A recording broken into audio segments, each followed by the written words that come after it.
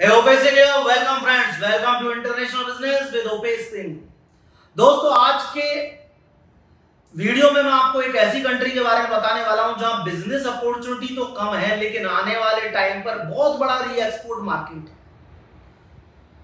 दोस्तों कंट्री के बारे में बताने से पहले, उसकी बिजनेस अपॉर्चुनिटी बताने से पहले कुछ बातें हम लोग कर लेते हैं।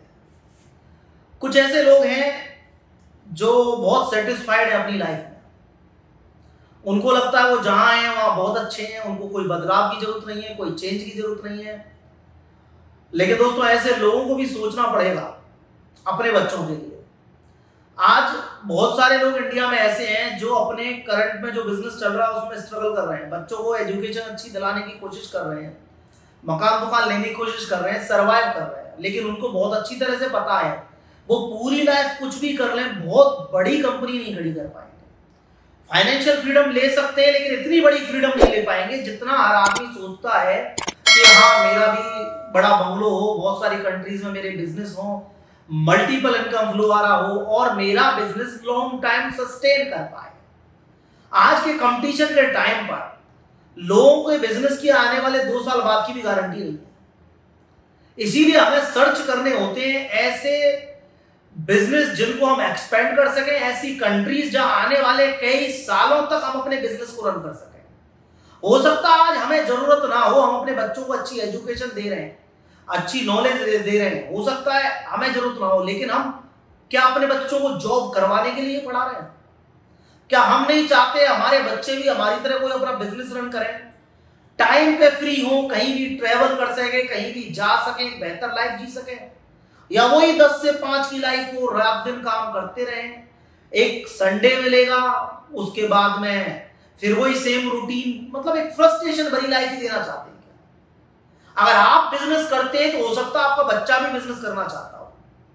तो दोस्तों आज के टाइम पे हमें एक्सपेंशन करने की बहुत जरूरत है, ना केवल हमारे बिजनेस को आगे ले जाने के लिए, साथ साथ एक ऐसा बिजनेस एम्पायर खड़ा करने के लिए जहां हमारे बच्चे आगे चलकर बेहतरीन बिजनेस को रन कर पाए। टेक्नोलॉजी के टाइम पर इंडिया में इतनी बड़ी बड़ी कंपनीज आ रही हैं कि आप सोच नहीं सकते आप उनका कंपटीशन कर सके, उनके सामने अपने प्रोडक्ट्स, अपने ब्रांड्स या अपनी किसी भी लेवल की कंपनी को रख सके। आपको चाहिए ऐसे मार्केट जहां आज आपके लिए भी कुछ साल, 5-10 साल फ्यूचर हो और आपके बाद में आपके बच्चों के लिए भी फ्यूचर हो।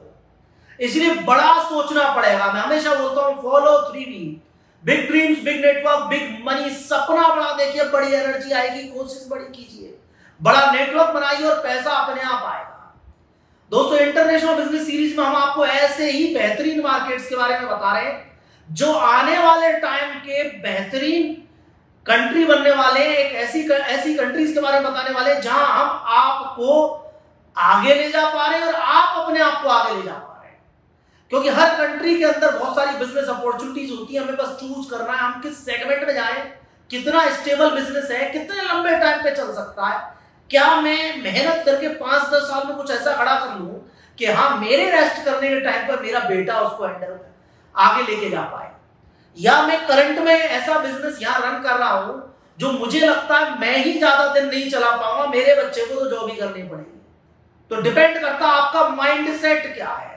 अगर आपका माइंडसेट पैसा बनाने का है, अगर आपका माइंडसेट एम्पायर बिल्ड करने का है, तो आपको सर्च करने पड़ेंगे नए मार्केट्स जहां आप अपने आप को आगे ले जा पाए और फ्यूचर में आपकी विरासत को आपके बच्चे आगे लेके जा पाए। नहीं तो कई लोगों के साथ तो ऐसा होगा, उन्होंने तो बहुत कुछ किया लेकिन बच्चे कहीं मजबूरी में जॉब कर रहे हैं, पिताजी ने लाइफ में बहुत अच्छी जिंदगी जी, बच्चों को स्ट्रगल देके गए, क्योंकि आपको पता था आपके टाइम तक तो जिस मार्केट में आप काम कर रहे हैं वो प्रॉफिटेबल है, रोटेशन चल रहा है, पर अच्छी तरह पता है कि आने वाले 5 या 7 या 8 साल बाद में उस मार्केट की वैल्यू नहीं रहेगी। तो आपको पहले से ही प्लान करना होगा, स्ट्रेटेजिक प्लानिंग करनी होगी कि अगर आपका बिजनेस ज्यादा लंबे टाइम तक प्रॉफिट में नहीं रह सकता या मार्केट में कंपटीशन आने वाला है, तो नया मार्केट पहले से ही सर्च कर लें, बिजनेस को एक्सपेंड कर दें जहां आपके बाद आने वाली पीढ़ी भी अपने आप को आगे ले जा पाए। दोस्तों आज हम बात करेंगे ईस्ट अफ्रीकन कंट्री जिबूती के बारे में। दोस्तों आज मैं बहुत ही छोटी कंट्री की बात कर रहा हूं, केवल 1 मिलियन पॉपुलेशन का डोमेस्टिक मार्केट है, ज्यादा बिजनेस अपॉर्चुनिटीज नहीं है, लेकिन 2 सेगमेंट ऐसे हैं जहां आप जम के पैसा बना सकते हैं।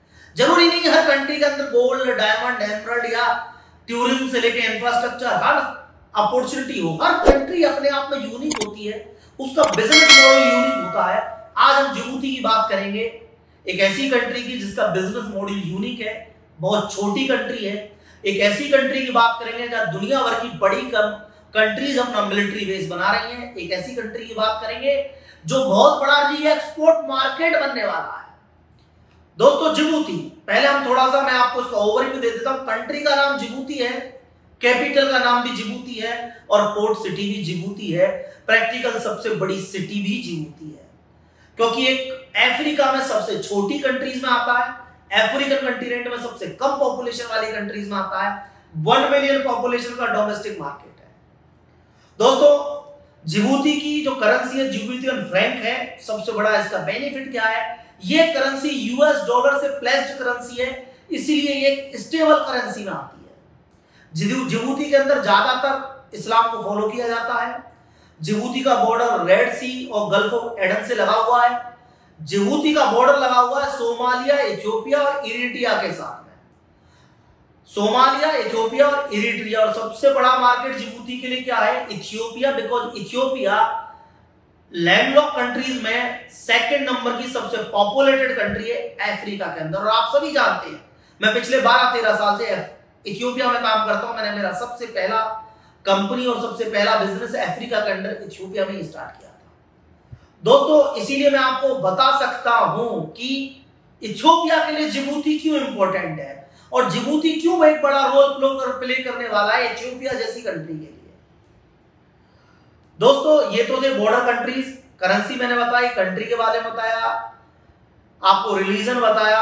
अब हम बात करते थे थोड़े से जनरल ओवरव्यू की। जिबूती एक स्टेबल इकोनॉमी में आता है, स्टेबल कंट्री में आता है, और इसी वजह से यहाँ बहुत सारी बड़ी कंट्रीज ने अपने मिलिट्री बेस लगा रखे हैं, जैसे कि यूएस, जापान और फ्रांस। अगर हम पूरे अफ्रीका में बात करें तो यूएस का मिलिट्री बेस केवल और केवल जिबूती में है। और अगर हम जापान की बात करें तो जापान के अलावा जापान का मिलिट्री बेस केवल और केवल जिबूती में है।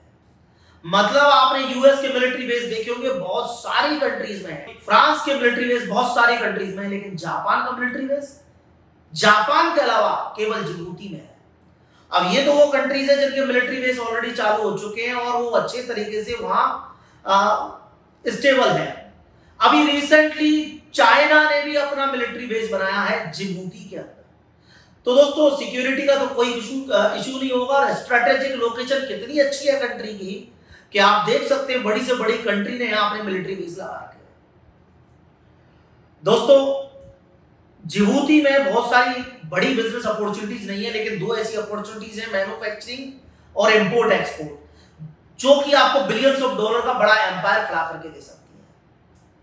उससे पहले एडवांटेज समझेंगे और ये समझेंगे कि क्यों हमें जिबूती में इन्वेस्टमेंट करना चाहिए। एक छोटी कंट्री है, इसमें लेस पॉपुलेशन है, लेकिन कैसे ये बड़ा मार्केट बन जाता है।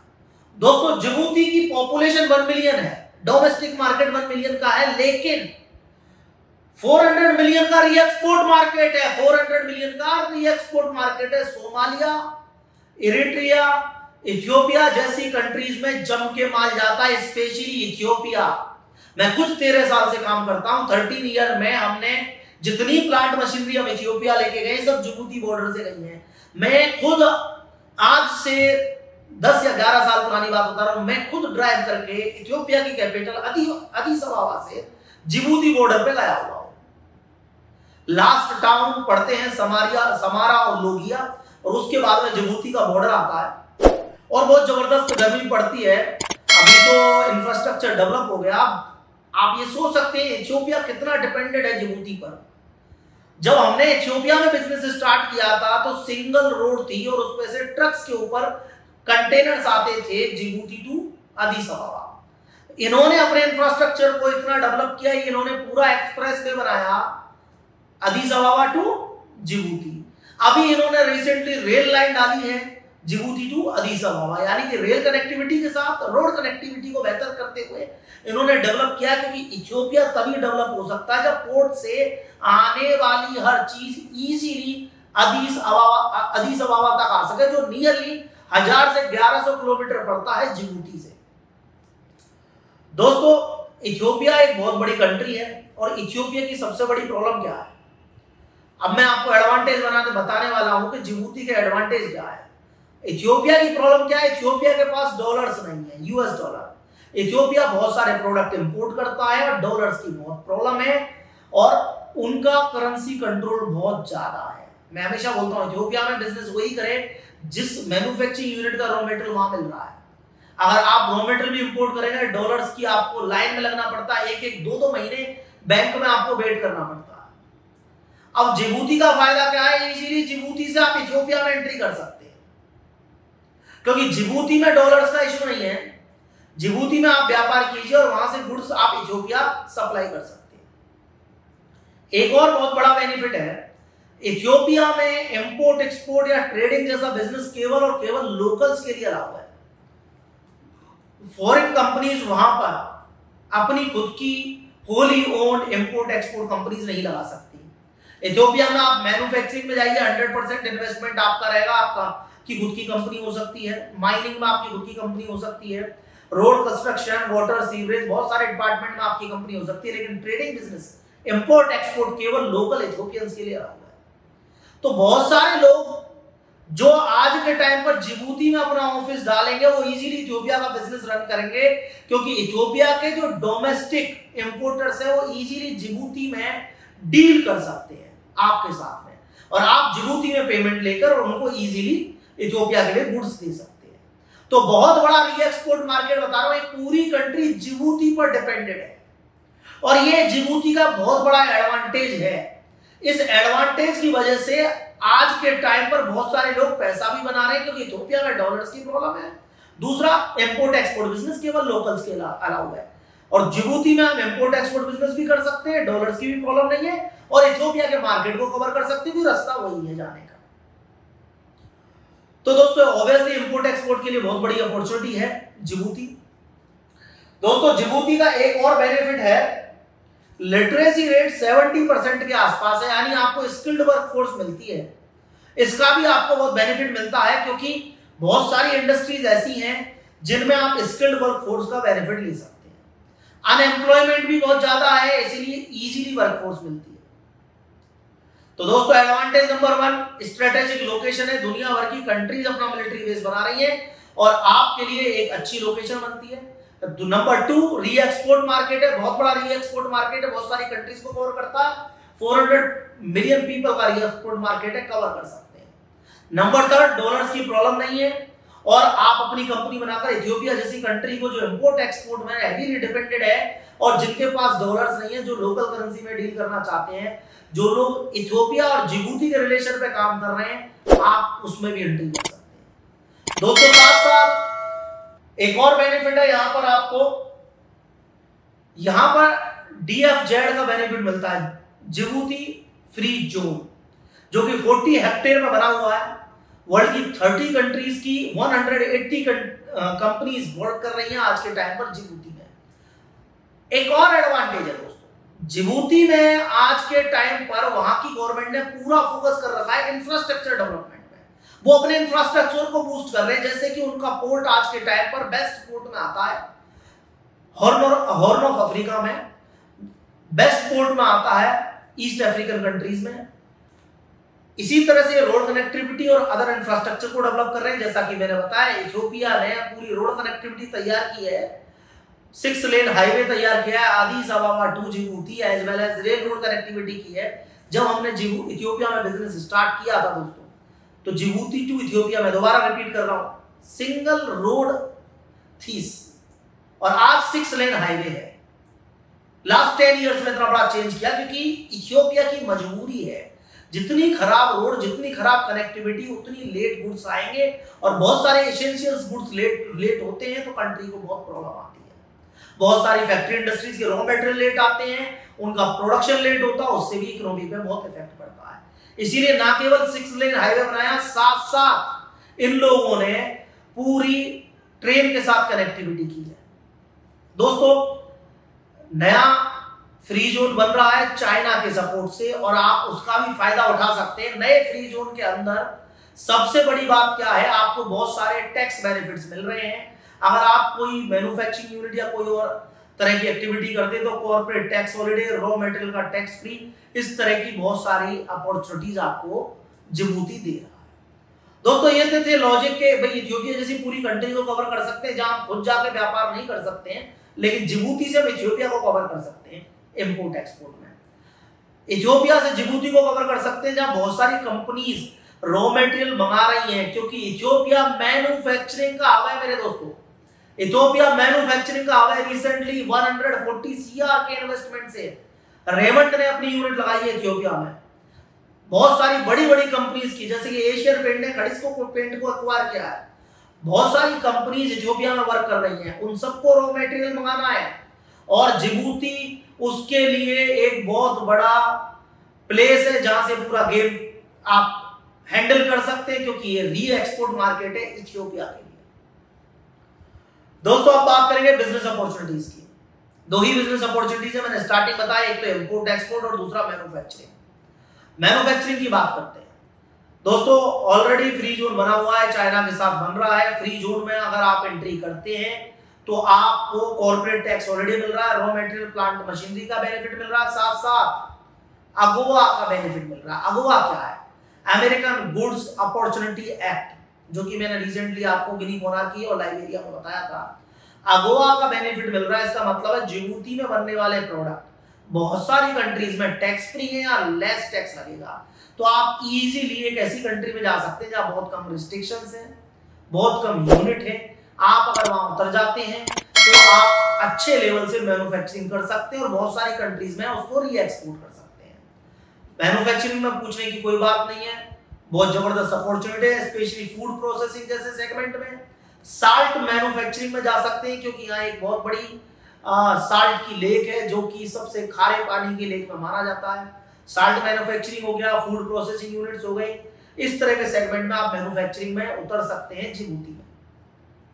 इंपोर्ट एक्सपोर्ट, इथियोपिया जाने वाला हर आइटम जिबूती से ही जाएगा। आप इजीली जिबूती में हर तरह के प्रोडक्ट के अंदर एंट्री कर सकते हैं। दूसरा, इंडिया से राइस बहुत बड़े लेवल से जाता है, जो कि जिबूती भी जाता है, इथियोपिया भी जाता है, एज वेल एज आपको जिबूती में टेक्सटाइल और नेसेसरी फूड स्टफ सारे इंपोर्ट हो रहे हैं, क्योंकि बहुत लेस मैन्युफैक्चरिंग है, इसलिए आप इन सबको भी टारगेट कर सकते हैं। दोस्तों ये तो थी एक छोटी कंट्री, उसकी छोटी बिजनेस अपॉर्चुनिटीज, लेकिन बहुत बड़ी बिजनेस अपॉर्चुनिटीज, लेस कंपटीशन है। Food processing segment, FMCG segment में छोटी छोटी यूनिट्स आप लगा सकते हैं, या इंपोर्ट एक्सपोर्ट में बहुत सारे गुड्स में जा सकते हैं और री एक्सपोर्ट मार्केट को कवर कर सकते हैं। दोस्तों 400 से 500 इंडियंस ऑलरेडी वहां वर्क कर रहे हैं। अगर इंडियंस की मैं बात करता हूं, किसी भी इंडियन कंपनी का डायरेक्ट इन्वेस्टमेंट नहीं है जिबूती में, लेकिन कुछ कंपनीज का दुबई के थ्रू जिबूती में इन्वेस्टमेंट है और ऑब्वियसली जिबूती री एक्सपोर्ट मार्केट है, जैसे कि दुबई री एक्सपोर्ट मार्केट है। कहते हैं कि भाई जिबूती ईस्ट अफ्रीका का दुबई बनने वाला है, वो तो वक्त बताएगा दोस्तों, लेकिन सबसे बड़ी बात है हाँ री एक्सपोर्ट मार्केट है, बहुत बड़ी लैंडलॉक कंट्रीज के ऊपर डिपेंडेड है और इसका अपन अच्छे लेवल से बेनिफिट ले सकते हैं, अपने आप को आगे लेके जा सकते हैं। दोस्तों सबसे बड़ी बात क्या है, किसी भी कंट्री में आपको पॉलिटिकल स्टेबिलिटी बहुत जरूरी चाहिए होती है, वो आपको जिबूती में मिल रही है। लिटरेसी रेट आपको मिल रही है, स्ट्रेटेजिक लोकेशन आपको मिल रही है, खुद का मार्केट छोटा है लेकिन नियर बाई मार्केट बहुत बड़ा है, यूएस डॉलर से प्लेस्ड करेंसी है, फ्लक्चुएशन बहुत कम होता है।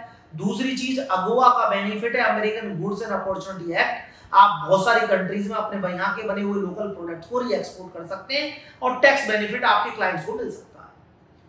दोस्तों ये थी जिबूती की बिजनेस अपॉर्चुनिटीज। हम रेगुलर आपको बहुत सारी कंट्रीज की बिजनेस अपॉर्चुनिटीज बता रहे हैं, आपको बता रहे हैं कैसे कैसे नए मार्केट में जाना चाहिए।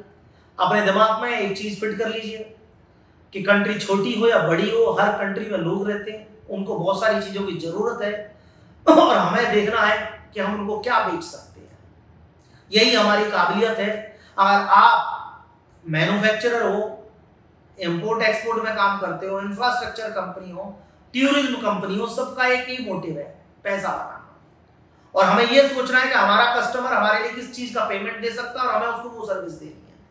तो अगर आप जिबूती की बात करें, मैन्युफैक्चरिंग आप जिबूती के अंदर कर सकते हैं, लेकिन साथ साथ री एक्सपोर्ट मार्केट है, इंपोर्ट एक्सपोर्ट जैसे सेगमेंट में जम के आप आगे बढ़ सकते हैं। एक ऐसी कंट्री है जहां लेस रिस्ट्रिक्शंस है, इजीली आप अपना सेटअप कर सकते हैं, पॉलिसीज ज्यादा डिफिकल्ट नहीं है, क्योंकि वो भी चाहते हैं ज्यादा से ज्यादा इन्वेस्टमेंट आए और जिससे कि ये कंट्री इनकी आगे बढ़े।